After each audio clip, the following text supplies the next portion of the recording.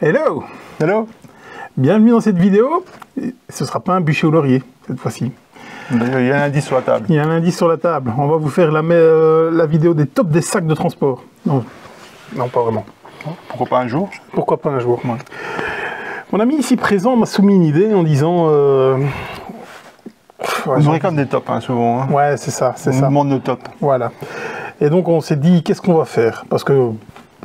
Voilà, c'est ça. On fait rarement ce que... On essaie toujours de faire un peu différent. C'est ça. Il y a déjà tellement de tops qui existent. Voilà. Sur plein de chaînes amis ou autres.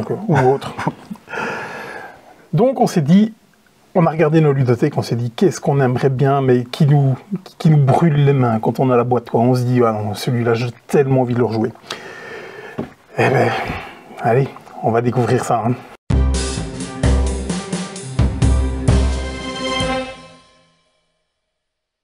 Donc hello, c'est Cédric et Laurent. Et on va vous parler des 10 jeux sur lesquels on a le plus envie de rejouer. Rejouer. Donc, pourquoi rejouer? Parce que nous, on est tout le temps dans l'actualité, tout le temps devoir jouer les nouveaux jeux, parce que c'est mon métier. Je dois essayer de savoir ce qu'il en est, ce que j'ai sur les étagères pour savoir le proposer aux clients. Et Laurent est toujours dans la nouveauté, beaucoup de nouveautés tout le temps. Quand on est passionné, on a envie de découvrir et de voir ce qui se fait, tester de nouvelles choses, c'est le plus grand plaisir. Donc c'est vrai qu'on joue beaucoup, ouais. Même si pour l'instant, moi personnellement, je joue un peu moins qu'avant. Ouais. Mais surtout, je rejoue peu. Ouais. Voilà. Et donc, et c'est pas l'envie qui manque, la preuve, avec le top 10. Voilà. Donc on va essayer de vous présenter ce qu'on a vraiment envie de rejouer. Donc en fait, ce qui serait pour nous un week-end jeu parfait si on pouvait faire le... À l'heure H. Ouais, à l'heure H, bien sûr. À l'heure H, là maintenant. On est en novembre 2023. Ouais, parce que ça tombe dans 2 mois et on aura joué d'autres nouveaux jeux qu'on aura envie de rejouer. Bien sûr. Et donc, ça va être totalement subjectif. Ah oui. Je vous dis pas mon état de stress. Vraiment. Parce que je ne sais pas c'est quoi le top 10 de Laurent, et Laurent ne sait pas c'est quoi mon top 10. On a vraiment caché nos jeux. Ouais, vraiment. Alors, pour ceux qui me connaissent un peu, il faut savoir que j'ai un ovni à côté de moi, hein, clairement. C'est moi le professionnel du jeu, parce que je vis, je joue, je tiens des boutiques, je travaille dans le monde du jeu, ce que tu n'es pas encore. Non. Et parfois, quand je parle avec lui, j'ai l'impression que, voilà, moi je suis un bidibule et c'est ressorti. Ça c'est... Je ne comprends des fois pas ce qu'il me veut, tellement. Et donc là, je suis dans un état de stress quand même. Je me dis, waouh, il va sortir des jeux et je vais me dire, mais qu'est-ce que c'est que ça? En même temps, c'est juste une question de... Il y a Romain, il y a 1 an d'ici, il disait la même chose. Et maintenant, c'est presque moi qui vais chercher des infos chez lui. Donc, ouais, tout est relatif. Encore une fois, je suis absolument pas au courant. On a vraiment caché, on a vraiment fait des piles chacun de notre côté en cachant. Donc, comme ça, la surprise, normalement, sera la fin. Je suppose qu'il y aura des surprises.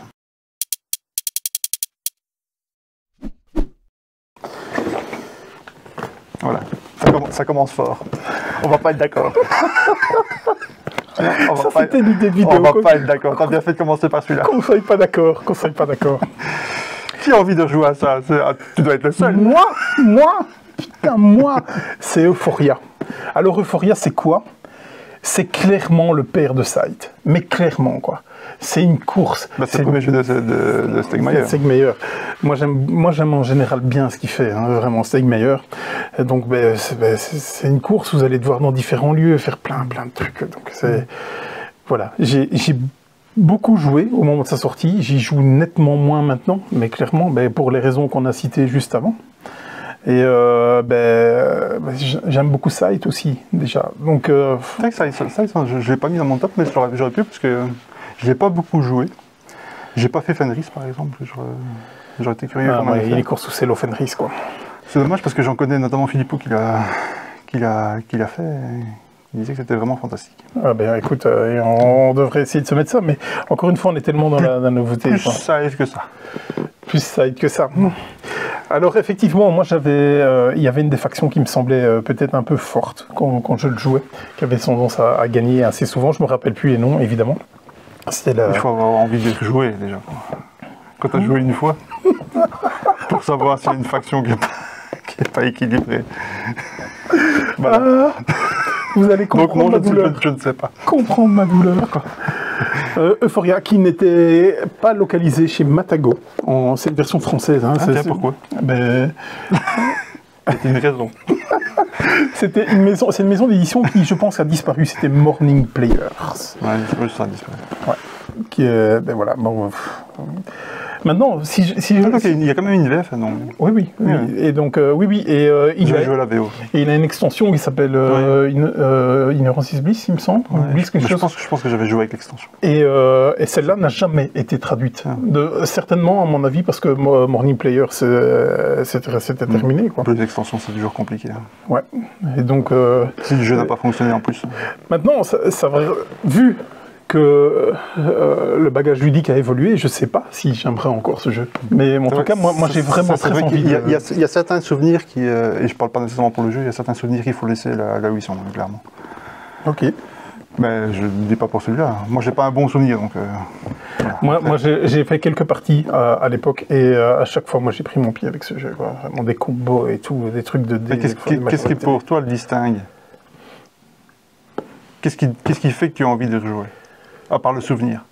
Certainement le souvenir. Parce que parce que les mécaniques maintenant on les a revues, on les a vues dans Sight, on les voit un peu plus dans Expédition maintenant. Dans plein de choses. Donc oui, mais à l'époque, moi j'avais trouvé ça vraiment très bien. Et donc il y a des jeux qui ont bien vieilli, il y a des jeux qui ont mal vieilli. Si je ne le rejoue pas, je ne saurais pas le savoir. C'est vrai. Donc pour moi, vu comme ça. Euphoria c'est mon top 10. Allez, vas-y. Bon. On ne commencera peut-être pas par celui-là. Moi, on va commencer les G. Top 10, Pipeline. Parce que j'y joue pas assez. Parce que c'est un de mes jeux préférés. C'est un jeu. Je l'ai mis pourquoi je l'ai mis? Par rapport à d'autres comme The Coast, par exemple, j'ai hésité en 10e. Quelque chose que j'avais vraiment envie de rejouer. Parce que ça se joue super rapidement, en fait. C'est un jeu, il joue en 1h30, sans problème. En plus, il y a un insert dedans, ça se met sur la table facilement. Il faut. Il faut. Oui, quand même. Parce qu'elle est une grosse mise en place. C'est un des meilleurs jeux de ces 10 dernières années, en jeu économique. Moi, c'est un design, il n'y a rien à retirer. Toutes les plaintes qui ont été faites, notamment sur les cartes pouvoir, c'est du n'importe quoi. C'est des gens qui n'ont pas suffisamment joué. Voilà. Pourtant, c'est un jeu qui a une mécanique pas une mécanique, mais qui a une tendance qui me déplaît, c'est-à-dire que il peut pas être satisfaisant du tout. On peut passer une partie à pas faire grand-chose et comme il est assez court, il est très condensé. On peut arriver au dernier tour et seulement le moteur commence seulement à... On a installé sa première machine. Bon, après, quand on a un peu d'expérience, ça n'arrive normalement un peu plus vite. Hein. Mais voilà. Mais au départ, on peut avoir ça et donc on peut être très très frustré. Je pense que c'est un des jeux du genre où la courbe de progression est la plus importante. Ouais. C'est incroyable, comme d'une partie à l'autre, quand on commence à saisir les tenants aboutissants des choses, on s'améliore. Et rapidement, en fait, vous avez vous enjambez 3-4 steps d'un coup hein, quand vous montez tellement. Par contre, le jeu est difficile. Le jeu, c'est un jeu. Il faut aimer la difficulté, il faut aimer se faire mal, hein, clairement. Et encore une fois, on peut avoir cette frustration au bout en se disant, pourquoi le jeu, pourquoi il n'y a pas un tour de plus hein, mais on passe vite à côté de ça et encore une fois toutes ces qualités font que voilà, c'est un jeu pourtant je l'ai joué la dernière fois il y a un an je pense, peut-être un petit peu moins. Ouais, à mon avis c'est un truc pourtant que tu devrais sortir dès qu'on on sait pas à quoi jouer, on a une heure et demie, même à deux il fonctionne. Ouais, je pense qu'on a joué à 3 hein, avec toi, je pense si c'était il y a un an j'étais là. Ouais. Mais moi personnellement je trouve en plus je trouve la couve tellement attirante. Je la trouve assez belle. Yanotool. Oui, c'est Yanotool, mais c'est pas retranscrit dans le jeu.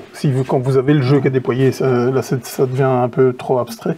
Mais au niveau de la couve, moi j'aime beaucoup la couve en tout cas. Je sais pas si tu incluras des images dans le montage, mais c'est vrai que c'est assez abstrait, c'est vrai qu'il ne donne pas nécessairement spécialement envie par rapport à la couve. C'est le premier jeu édité en interne par Capstone. Et franchement, l'édition, le jeu, tout est raccord. C'est un grand jeu. Malheureusement, il n'a jamais eu une version française.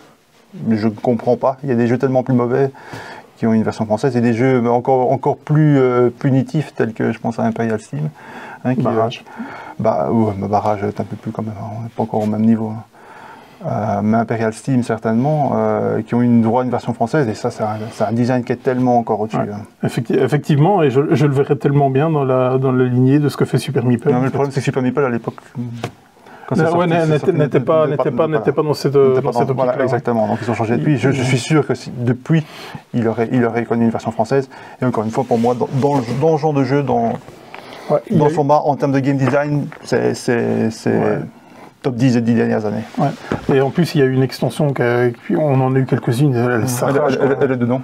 Donc, c'est juste de la variabilité en fait. En fait, ça change toutes les certitudes qu'on avait dans la version de base, en fait, change. En fait, tous les marchés, tout est updaté et tout se mélange.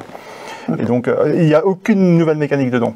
Moi, c'est le genre on a déjà eu cette discussion, c'est le genre d'extension que j'aime beaucoup parce que ça ne vient pas rajouter quelque chose qui n'a pas besoin d'être. Quand un jeu est parfait en état, ça ne sert à rien de rajouter une extension, rajouter une mécanique, rajouter une piste stratégique, rajouter quelque chose, en général, ça n'apporte rien au jeu. Rien du tout. Au contraire, ça le dessert, ça déséquilibre, ça enlève une partie et ça dilue l'intérêt. Ici, c'est l'extension comme il faut, c'est-à-dire c'est juste quelques cartes, quelques tuiles qui viennent se poser sur ce qui était à l'origine et that's it. Parfait. Franchement, vraiment un sans faute. Oui, clairement. Et même quand il revient, parce que c'est pas la ligne directrice de Capstone d'inonder le marché quand il revient, ça part à de ses vitesses, quoi. Mais c'est un jeu de niche, hein. On est dans l'expert pur et dur. Hein. C'est clair. On est dans les jeux sadomaso, hein, c'est-à-dire Imperial Steam, etc. Mais par contre, quand on arrive à faire quelque chose de bien, c'est tellement bon. Ouais. Tellement bon. Et puis, même si on se fait ramasser par le jeu, c'est quand même sympathique. Donc voilà, on est d'accord. Mon 10e, c'est son pipeline, mais celui-là, je pense qu'on peut faire autant de top qu'on veut. Quand on veut, il sera toujours probablement bon. Et encore une fois, je suis assez étonné. Je pensais que tu allais quand même le mettre plus haut. J'ai pas de doute sur le fait que tu l'aies mis. Ah, bah t'en fais pas, il y a d'autres choses, il y a du lourd. Ok. J'ai peur.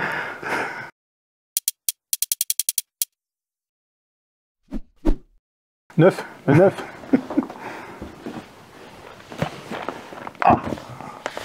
Parle déjà un peu plus là. Isle of Skye. La boîte, elle déborde parce qu'il y a les deux extensions dedans. Il y a eu dernièrement, très dernièrement, il doit être là, quelque part, la Big Box. Ouais. Il manquait des extensions. Il lui manque une extension. D'accord. Justement, tu parlais d'extension. Et je pense que le jeu de base se suffit à lui-même. Moi, j'ai joué les deux extensions et franchement... Alors, c'est un Pfister, c'est Alexander Pfister qui a fait ça, pardon. Je pense que c'est un des meilleurs Pfister que pour moi. J'aime beaucoup Mombasa. C'est pour moi mon Pfister préféré, mais à chaque fois que je repense à Isle of Skye, il est quand même de ma tête. C'est pas le même. C'est pas les mêmes jeux. C'est pas le même niveau, c'est pas le même public. Pour moi, c'est tout à fait complémentaire. Quand tu me dirais que c'est le meilleur Pfister dans cette catégorie-là. Ouais, il a fait beaucoup moins aussi dans cette catégorie-là, il faut le reconnaître. Oui, c'est vrai. Mais c'est clairement un bon jeu. Ouais. Donc il était arrivé en VF par Funforge, c'était un 8+. Les Big Box, elles sont estampillées 10+, je pense. Pour moi, 8+, c'est pas un familial, hein, parce qu'il y a cette gestion, il y a cette gestion d'enchères qui est ultra importante. Mais tu peux jouer à différents niveaux. Oui, bien sûr. Le jeu n'est pas complexe en lui-même.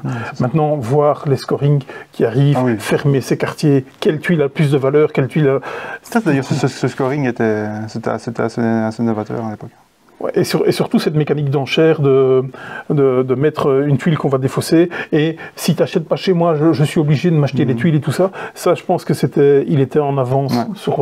maintenant, ça a été repris bien des fois. Bien sûr. Et je pense que c'était un des précurseurs à ce moment-là.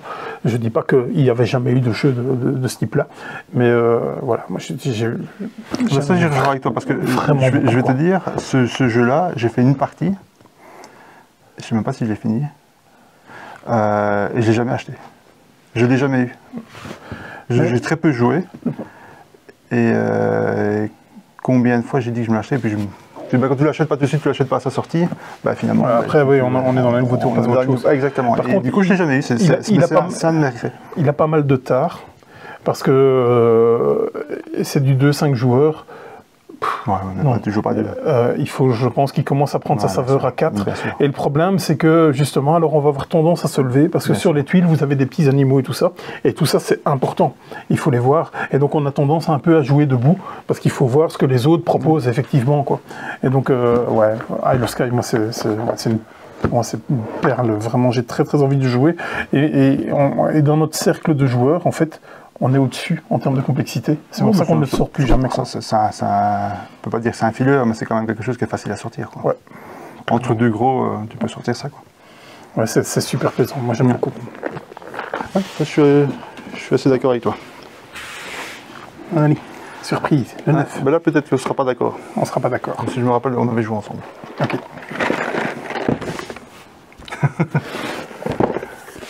Imperium classique. Je trouve que c'est un jeu qui a été injustement boudé. Raison partie en francophonie, parce qu'apparemment, moi j'ai pas lu, ça c'est la VO, hein, la VF était catastrophique apparemment, je n'en sais rien. Ouais. Oui, il paraît. Hein. Mais bien. C'est un jeu qui m'avait déjà tapé dans l'œil, en fait, pas beaucoup nécessairement de personnes le savent, mais c'est un jeu de Nigel Buckle, donc, hein, qui est plus connu maintenant parce qu'il a fait Voidfall avec Tursi. C'est un gars qui avait proposé, donc il avait lancé un Kickstarter en lui-même, Imperium, il s'appelait Imperium tout court à l'époque, et qui n'avait pas été financé malheureusement, moi j'avais participé. Et c'était hyper prometteur, surtout ça remonte déjà quand même à quelques années. Hein. Et puis Osprey tout d'un coup est revenu et a racheté apparemment, en tout cas il a vendu le jeu à Osprey et il l'a développé avec Tursi. Et ils ont développé toute la partie, notamment tout ce qui est légende, la deuxième boîte. Ils ont développé ensemble, ils ont un peu ajusté ensemble. Mais c'est un jeu de Nigel Buckle, donc c'est quelque chose. J'adore les jeux où j'ai pas l'impression de jouer à quelque chose que j'ai déjà joué. Même si c'est quelque chose qui est assez classique, avec un tableau de cartes, etc. Un espèce de deck building, mais qu'il faut faire tourner le plus rapidement possible pour faire récupérer de nouvelles cartes. Il me procure des sensations que j'ai pas dans d'autres jeux. Ça, c'est inédit. Comme tout à l'heure, on a joué à Kutna-Hora, c'est un peu le même principe. Même si ça paraît assez classique quand on le voit déployer sur la table, etc. Les mécaniques font qu'on n'a pas les réflexes habituels. Et rien que pour ça, moi, il y a 8 factions dans chaque boîte, j'ai les 2 boîtes, hein, il y a 16 factions, toutes peuvent se jouer comme on veut. Entre elles, il y a des plus agressives, des plus compliquées à jouer, des plus simples, donc on peut aussi adapter ça en fonction des joueurs. Le bémol, et je pense que c'était le problème qu'on avait eu, on avait joué à 3. Honnêtement, ça joue à 2. À 2, il est parfait, il n'y a pas besoin de rajouter. Il y a l'interaction, mais elle est relativement limitée. Et il est très très très bien à 2, et donc il n'est pas trop long. Et en solo, apparemment, moi je ne joue pas du tout en solo, mais apparemment c'est considéré par les amateurs comme un des meilleurs jeux du genre. Voilà, donc moi j'ai envie de jouer. Encore une fois, il y a 16 factions. Je pense que j'ai même jamais joué toutes. Je ne sais même pas si j'ai joué toutes de la première boîte. En février, il y a une nouvelle boîte qui sort avec 14 nouvelles factions. Autant dire, je vais l'acheter. Voilà, d'où sa présence en 9e. Parce que j'ai envie d'y rejouer tout simplement. Et je suis impatient, même si j'ai pas le temps de déjà jouer celle-ci, d'avoir les nouvelles. Voilà, on ne se refait pas. Ouais, moi, je suis un peu plus mitigé évidemment sur ce jeu parce que. Il était trop long. Hein.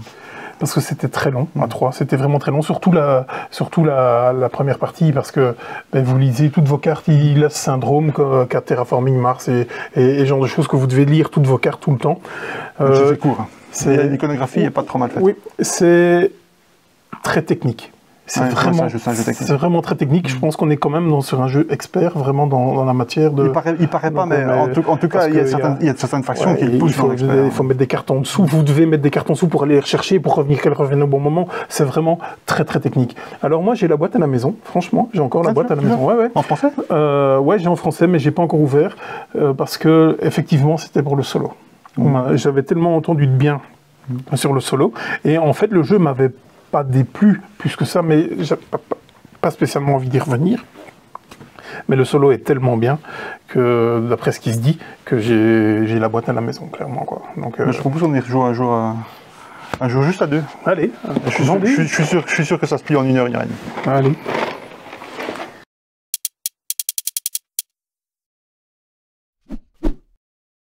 Le top 8, mon 8e. Surprise. Ah oui. Saint-Pétersbourg. On est OK. Bah non, mais c'est bien. J'ai rien à dire. Moi, je n'ai plus, mais... Ce jeu m'a fait péter une case. Mais...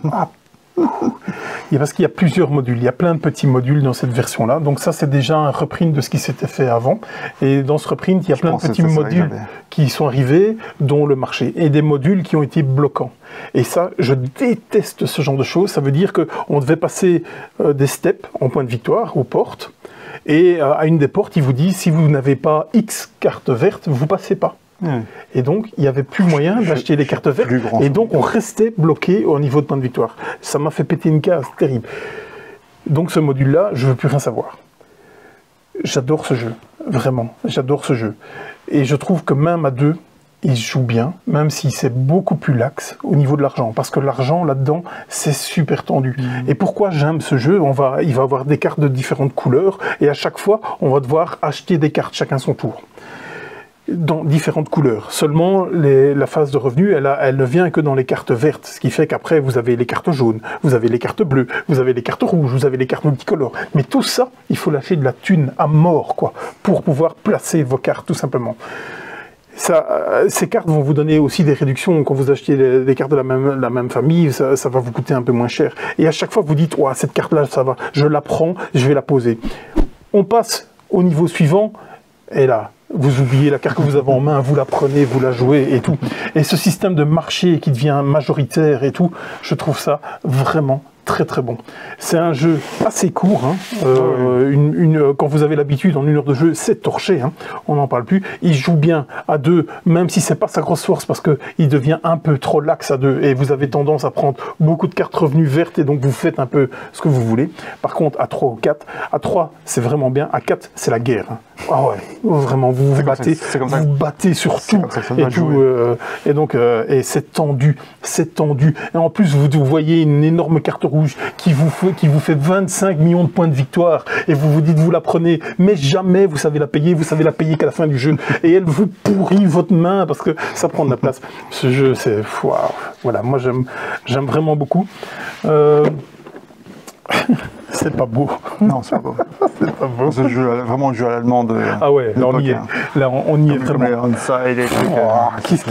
Je sais pas, qui nous a fait ça? Ah ben je connais pas. C'était chez Feu Philosophie. Machin. Karl-Heinz Schmiel, c'est D-Maker. D-Maker. Saint-Pétersbourg. Ouais, je vais bien jouer avec toi, parce que moi mes souvenirs sont très loin. Allez, ton top 8. Là, peut-être qu'on va rentrer dans des trucs un peu techniques. Dans les plus belles pochettes. Voilà. Je le claque bien. Bon, je suis un fan de jeux de train. Cube Rails en particulier, parce qu'ils ont l'avantage par rapport à des 18 d'avoir une durée très contenue. Alors, Trans-Siberian Railroad pour la couverture, hein. Clairement, rien que pour ça, on a envie de jouer, hein. Tu seras d'accord? Magnifique. Et ça, c'est la partie belle. Hein. Ouais.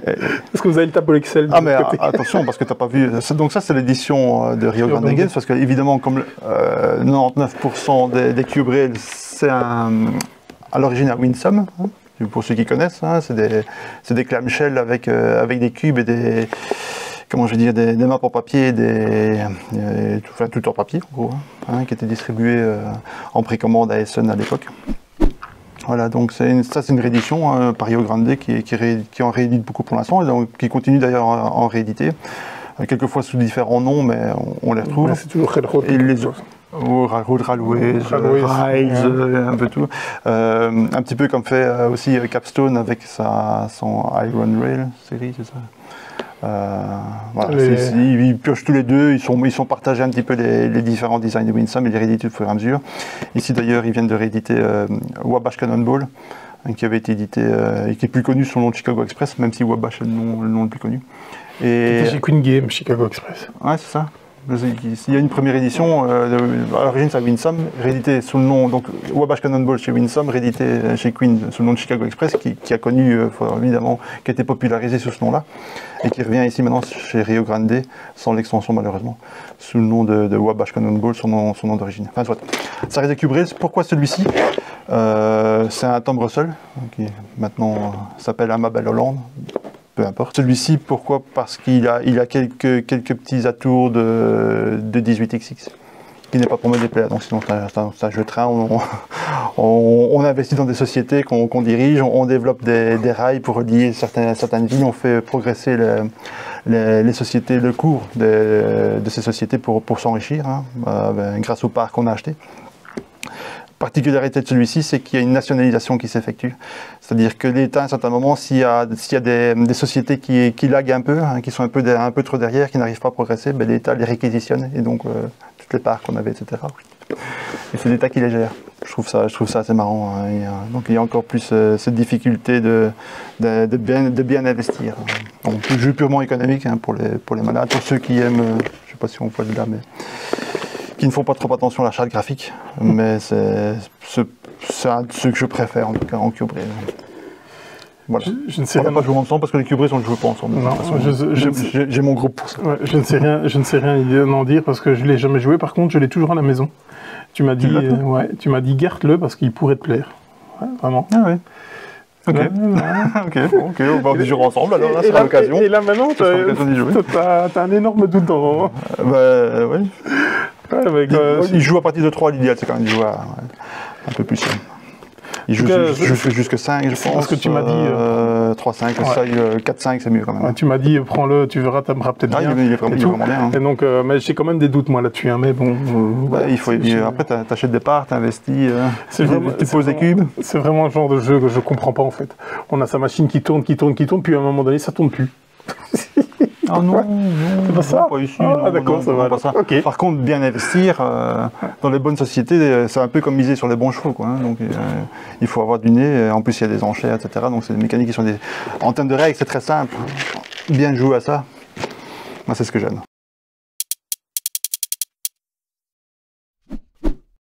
Spécial dédicace. Ben. Il est pour toi celui-là, mec. Ah oui. Impression d'ailleurs, c'est celui de Ben. Oui, c'est vrai que j'ai racheté. Ouais. Alors, moi j'aime bien aussi. Pourquoi ce jeu il a tellement mauvaise presse. Il s'est fait dézinguer au niveau de la règle. Certaines choses à juste titre. Hein. Et donc moi, ça je n'ai pas lu la règle, c'est toi qui me l'as expliqué, donc ce sera à toi de parler là-dessus. Il reste des zones d'ombre d'ailleurs. Hein. L'auteur ne participait pas à l'éclaircissement. Il m'a fait penser à un Lacerda dans sa complexité, parce que de même dans sa durée. J'en ai chié quand j'ai joué avec vous. Oh, j'en ai chié, vraiment. J'étais en galère de thunes, mais toute la partie, mais à un point, j'ai pété une case. Vous jouez avant moi, vous prenez tout ce qui était moins cher, je savais rien me payer. C'était dingue. J'en ai chié et malgré tout, j'ai adoré. Vraiment. Ce système de tuiles qui avance sur ce tapis roulant, on peut dire, je sais pas quoi. Il y a beaucoup d'originalité avec ce système de placement, déplacement d'ouvriers. Ouais. Il y a pas mal de mécaniques qui sont quand même assez originales. Et c'est vrai qu'il y a une imbrication qui peut faire penser à certains points à la Lacerda. Ouais, vraiment. Mais c'est très moche aussi. Hein. Ouais, là c'est la partie belle. Hein. C'est un Kickstarter. Hein. C'est un Kickstarter, ouais. Ben, moi j'ai beaucoup aimé. Il parle de 30 minutes par joueur, c'est le minimum. Hein. C'est grand minimum. Ouais. C'est pas le point le plus... Moi, c'est pas rédhibitoire, il n'est pas si long que ça. Ouais, j'ai super envie de le rejouer, mais clairement quoi. Clairement, j'avais beaucoup. Moi, j'aurais bien aussi. Je n'ai pas pensé à le mettre dans mon top. Quand je vous dis que j'étais en galère, c'était. Souvent, cette première partie, t'es souvent en galère. Oh putain. Encore tout à l'heure, on revient à Côte Naora, même chose. Hein. Ça c'était. Waouh. Péter un câble. Et malgré tout, voilà, c'est mon top. C'est vrai que celui-là, j'ai pas pensé, et pourquoi pas. Moi, je l'aime bien aussi, j'ai une certaine affection. J'aime bien les jeux qui sont un petit peu comme ça, même s'ils sont un peu fragiles, ils ont des défauts, mais voilà, ils proposent quelque chose d'un petit peu différent, et un petit peu, je sais pas, j'ai un attachement pour celui-là aussi. Le top 7, hein, je me suis bien planté. Okay. Oui, maintenant c'est le 7 aussi, ouais. On l'a joué ensemble. Oh, un de mes jeux préférés. Putain d'anecdote avec ça. Un de mes jeux préférés. J'ai une anecdote. Ça n'arrivera plus jamais ce qui t'arrive. Encore une fois, c'est un truc. Oh, génial. Alors, The Estates, c'est probablement un des jeux les plus méchants qui existent dans le genre. Parce que vraiment, c'est je m'enrichis et je te nique complètement ton truc. Je vais mettre mon dé là et comme ça, tu vas tout perdre, tous les points que tu avais. En gros, c'est ça l'idée. Moi, je trouve ça génial. Donc, The Estate, c'est une réimplémentation par Capcom, je suis dans le jeu vidéo, moi, par Capstone, dans sa gamme Simply Complex, qui était vraiment bien faite. Je ne sais pas si elle existe encore, cette gamme. Et donc, c'est une réédition, une réimplémentation d'un jeu qui s'appelait Neue Heimat. Un jeu allemand. Celui-ci n'est pas spécialement beaucoup plus beau. Mais... Donc, l'idée, c'est qu'il y a un système d'enchères. C'est des enchères en un tour, où tout le monde peut miser ce qu'il veut. En millions de dollars, ça j'aime beaucoup. La monnaie, c'est des chèques. Enfin, tout est assez ironique et cynique dedans. On y reviendra d'ailleurs au cynisme avec un autre jeu. Donc, ce système d'enchères, tout le monde va proposer, donc, le joueur qui lead choisit un des dés à mettre aux enchères. Donc, c'est ceux qui sont aux extrémités, ils sont sur 3 lignes, on choisit un des dés aux extrémités. Et puis, dans l'ordre du tour, tout le monde va proposer une somme pour acquérir le dé. Et quand ça revient au lead, celui qui a choisi le dé, eh ben, il va dire s'il accepte l'offre la plus grande ou si il la paie. Donc soit il prend le dé mais il doit payer à la personne qui a mis l'offre la plus haute la valeur du dé, soit voilà, il laisse le dé à la personne qui a mis l'enchère la plus haute. Et une fois qu'on a le dé, on vient le placer sur différentes lignes et il y a tout un système de scoring. En gros, on peut vraiment se niquer les uns les autres. En gros, on a plein de points. Au tour suivant, l'autre pose un dé, on n'a plus rien du tout. Il y a un système de barrières qu'on fait évoluer de manière à finir une ligne ou pas pouvoir la finir, justement. Enfin, on se fait des crasses, mais d'une manière... et toujours avec le sourire, évidemment. Voilà, moi, c'est un jeu que j'adore. J'ai pas nécessairement beaucoup dans mes joueurs des gens qui aiment comme ça des jeux où ça clash un peu, mais c'est toujours un plaisir. D'ailleurs, je ne pense jamais, comme un week-end comme on a eu, c'était typiquement le jeu à sortir. Et voilà. ce jeu, c'est clairement pas pour moi parce que c'est tellement violent, c'est très violent, c'est très méchant. C'est du niveau de comment ça s'appelle le petit jeu où tu viens faire engager des gens de ta famille dans. Allez. Oui, intrigue. Intrigue, voilà, c'est du niveau, hein, intrigue. Et donc, ce jeu n'était clairement pas pour moi, mais j'ai vraiment adoré, c'était une de mes plus belles expériences ludiques. C'est un jeu qui m'a procuré des souvenirs, quelque chose de dingue. Et d'ailleurs, il était normalement prévu en localisation, et il me semble chez Gigamic, à un moment donné. Et depuis lors, je ne le vois plus. Ouais. Allez. Oui, vraiment. Et j'étais tout fou. D'ailleurs, je ne le cherchais même pas en VO, j'attendais qu'il le sorte en VF. Ça n'a jamais été le cas. Alors, ce qu'il faut se dire, et c'est super important, surtout dans l'anecdote que je vais vous dire, c'est que c'est une économie fermée. C'est-à-dire, je pense que c'est change d'argent. On commence avec 60 millions, je crois. Il y a 60 millions dans le jeu, et c'est tout. Il n'y aura pas 62 millions. C'est la seule partie. J'ai fait quand même pas mal de parties de celui-là, contrairement à d'autres que je présente ici.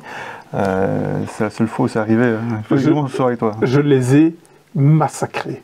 Mais massacrés. Ouais, et je revois encore ta tête. On t'a laissé faire, on t'a servi la soupe. Ça vaut de l'or, je revois encore ta tête. Et donc au début, ils se battaient, ils n'arrêtaient pas de prendre les enchères, ils prenaient tous les bâtiments et tout. Et au final, vient la dernière couleur de dés.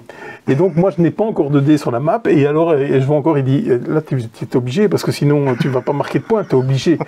Cette espèce d'enfoiré, ce qu'il a fait, il a mis toute sa thune, mais toute sa thune. Il a dit, tiens, tu le veux, eh bien, claque ta thune à mort. Et moi, je lui ai dit, je te le laisse. J'ai vu sur sa tête se décomposer. Vraiment, il était décomposé. Il était à zéro. Donc, sur les 60 millions, donc moi j'avais même pas de dés là-dessus. Sur les 60 millions, j'en avais 59. 59. Autant vous dire les enchères. C'était stupide. Que j'ai voulu. C'était stupide. C'était une partie phénoménale. Vous aviez tous les dés, je vous ai plié, je vous ai massacré, je vous ai pourri tout votre truc. Et au final, voilà, c'était une très belle anecdote, franchement. Ta tête, si franchement, j'avais pensé de prendre une photo quand je t'ai dit je te le laisse. mais c'est vrai que les fous rires que j'ai déjà eu avec ce jeu, alors que c'est tellement plaisant de faire une crasse à un autre et voir sa tête. Parce que tu t'y attends pas, tu te dis, voilà, j'ai vraiment préparé, tout est bon, je vais faire ça. Et puis, tu passes de 0 à moins 125. Parce que les écarts sont monstrueux. Pour moi, c'est presque un party game, mais c'est fantastique. Ouais. Il faut avoir de bons amis, des amis qui ne sont pas trop susceptibles de s'en prendre plein la gueule, mais s'ils sont dans le trip, hein, il se passe des trucs autour de la table, et c'est ce que j'aime. C'était pas très long en plus. Hein, Non, c'est pas long, ça joue une demi-heure, ça. Ils mettent 40 minutes, ouais. 40 minutes à 4 heures. Enfin, je sais pas s'il y a eu très peu de boîtes, je pense. C'est peut-être encore trouvable, mais plutôt sur l'occasion, à mon avis. Moi, personnellement, même en VO, je ne le vois plus par ici. Non. Donc je vois plus chez ma grossiste. Mais ça reste un truc. T'as une demi-heure, t'as les bons joueurs. Ouais. Tu sors The Estates.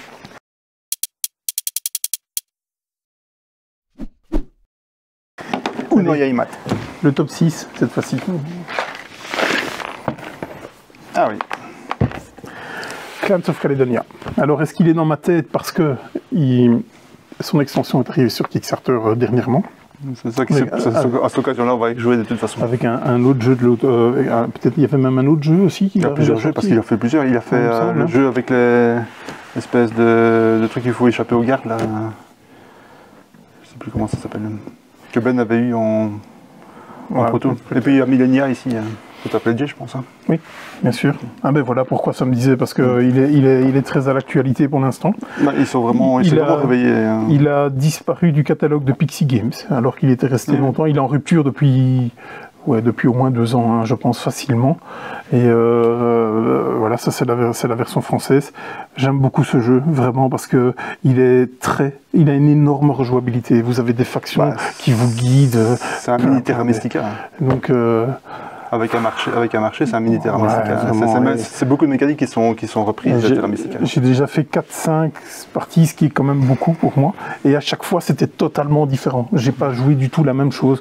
Il y avait des fois, j'étais à fond dans les vaches, et après, j'étais à fond dans les moutons, et j'essayais de faire des contrats. Et c'est très, je ne parle pas beaucoup, mais je pense qu'il y a encore beaucoup de gens qui l'ont dans leur ludothèque. Ouais. Et l'année de la sortie à Essen, les 2 jeux qui avaient buzzé, c'était Feudum et ça. Deux plus gros buzz, je pense. J'ai des tests en solo, et en solo, ça tient la route. Ah oui. C'est pas bien entendu sa meilleure config, c'est CAD, c'est la guerre. Hein. Donc, quand il faut... Et on joue des coups, c'est comme ça que je le rejoue, c'est je pense, Mais je suis très très curieux de ce que l'extension pourra lui apporter. J'espère que ça sera une bonne extension. Mais déjà, moi, le jeu de base se suffit largement lui-même. Il y a un marché, il y a un marché de ressources qui est vraiment génial. Vous achetez, ça augmente. En fait, un bon jeu, donc c'est un jeu en général qui fonctionne, reçoit une extension. En général, on n'a pas besoin, puisque c'est déjà un bon jeu. Tandis qu'un mauvais jeu ne recevra jamais d'extension, et alors que peut-être qu'ils en auraient besoin. Le format de la boîte, il y a des exceptions. Là-dedans, il y a un insert, la boîte est pleine à craquer. Hein. Vous avez des meeples sculptés, à l'époque, c'était pas encore trop cher comme jeu, pour un matos qui était quand même pas mal, mais s'il était sur Kickstarter, je sais pas s'il était sur Kickstarter à la base, celui-là, j'ai aucune idée. Oui, je pense, oui. Okay. Mais... j'aime beaucoup ce jeu, et je jouerais bien aussi. C'était mon top 6. Alors, on va commencer à rentrer dans du plus sympathique, du plus lourd. On l'a jamais joué ensemble, je pense. Non, pas celui-là, effectivement. D'où ma douleur de... Maintenant, les jeux, je pense que je vais plus les connaître. Si, sans problème. Infamous Traffic, un des premiers jeux de Cold World, connu maintenant pour Root notamment. Root ou Pax Pamir. John Company, évidemment. On est plutôt dans ce domaine-là, Pax Pamir, John Company, plutôt que côté leader avec Root et Os, on est plutôt dans ce truc-là. Alors, déjà, regardez pas trop la boîte parce que même si c'est super bien fait, merci à Philippot, c'est un print and play. Oui. Parce que l'original, c'est chez Holland Spiel. Et bon, voilà, c'est une map en papier, etc. Ici, il peut appeler ça une map sur carton, etc.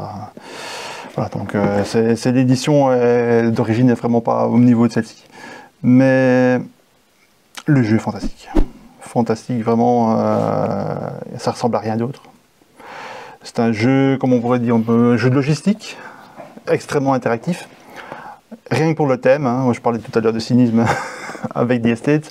Ici on a encore 10 crans dessus, puisque on est des investisseurs, hein, on est des colons. C'est quelque chose actuellement qu'on ne pourrait peut-être plus sortir.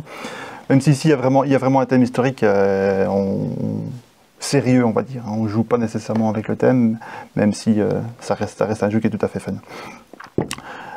Dans nos écolons, on importe de l'opium, on essaie de rendre les Chinois accros. En gros. Et on manipule évidemment tout ce qui est, comment je vais dire, police, etc. Chinoise. Un bon party game. Voilà, on utilise les pirates s'il faut pour importer ça. Enfin, voilà. C'est très particulier, je ne vais pas rentrer dans les explications parce que c'est complexe et particulier. Il y a un player rate qui existe sur BGG qui est presque nécessaire pour jouer parce qu'il y a beaucoup de choses à se rappeler en fonction de différentes choses. C'est hyper interactif puisque en fait on a des espèces de lignes de production comme ça, donc l'opium jusqu'au marchand qui est là en passant par des bateaux, etc. Et dès qu'une ligne est complète, elle score. Mais les différents maillons de la chaîne peuvent appartenir à différents joueurs. Et donc il y a évidemment des intérêts croisés, shared incentives comme j'aime. C'est hyper interactif, c'est méchant, c'est thématique, il se passe quelque chose, ça raconte une histoire. Enfin, c'est ce que Cold War fait de mieux. Hein, je pense que, à part Pax Pamir, c'est mon préféré. Et la bonne nouvelle, c'est que je suis extrêmement curieux et impatient. C'est que c'est le prochain design qu'ils vont attaquer comme réédition chez World Gig. Donc après ici, ils sont pour l'instant avec Molly House. Molly House, mais qui est un peu à part, puisque c'est un design que Cole avait repéré lorsqu'il était juré du Zenobia Award, et qu'il avait marqué, et donc il a décidé d'aider l'auteur de l'éditer, encore une fois avec un thème qui lui parle, un thème historique, mais un petit peu alternatif, un petit peu touchy aussi, il aime bien. Et donc ici, voilà, ce thème, et ils vont donc le ressortir dans une V2. Je ne sais pas si ce sera quelque chose qui sera fortement changé comme l'a pu être John Company ou Pax Pamir, ou quelque chose qui sera très proche de l'original, parce que l'original est tellement bon. Pas besoin d'en changer, mais voilà. Moi, j'ai envie, on en reparlait encore avec dans un groupe de discussion ici avec des amis joueurs. On avait même pensé le mettre au planning ce samedi, mais pour raison de maladie, ça tombe à l'eau. Mais c'est avec partie remise parce que c'est introuvable. La version Lunchpeel a perdu les droits puisque Cold War les a récupérés pour sortir sa réédition. Déjà que Lunchpeel, c'est pas facilement trouvable, donc si vous le trouvez, ce sera avec un matos de merde et à un prix débile, donc mieux vaut attendre la nouvelle version ou faire un PNP. Le PNP existe, il est disponible sur Wargame Vault si vous voulez, si vous sentez l'âme de le faire. Et là, vous pouvez vous retrouver avec une super version. Voilà. Donc ouais, j'ai pas grand chose à dire puisque je n'ai pas joué. C'est typiquement pas mon style de jeu, et Cold War, tu devrais quand même l'essayer. Comme c'est pas un auteur que j'apprécie particulièrement parce que ces jeux me laissent un peu de marge. J'ai joué à Pax Pamir, j'ai trouvé ça bien mais sans plus. J'ai joué à John Company, j'ai trouvé ça bien mais sans plus. J'ai pas envie de jouer à Route. Tu vois, donc il y a tellement de jeux différents pour tellement de publics différents. Tout à fait. Après, évidemment, les goûts, les couleurs.